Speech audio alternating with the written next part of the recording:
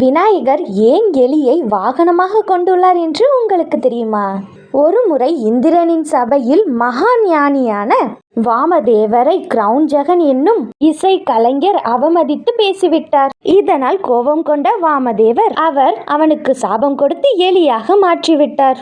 எலியாக மாறிய கிரௌஞ்சகன் கோபம் கொண்டு முனிவர்களுக்கு பல துன்பங்களை கொடுத்தான்.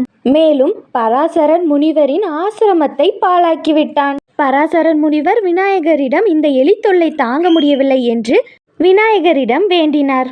பராசரர் வேண்டியதும் விநாயகர் எலி ரூபத்தில் உள்ள கிரௌஞ்சகன் கொட்டத்தை அடக்கி தனது வாகனமாக்கி கொண்டார். இப்போ நான் உங்கள்கிட்ட ஒரு கேள்வி கேட்க போறேன். எந்த கடவுள் கையில வேல் வச்சிருப்பாரு? இந்த கேள்விக்கு பதில் தெரிஞ்சா அந்த பதில நம்மளோட கமெண்ட் செக்ஷன்ல சொல்லுங்க. அவர் எதுக்காக கையில வேல் வச்சிருக்கிறாரு அப்படிங்கிற கதை உங்களுக்கு தெரியணும் அப்படின்னா நம்ம சேனலை சப்ஸ்கிரைப் பண்ணிட்டு நெக்ஸ்ட் வீடியோக்கு வெயிட் பண்ணுங்க.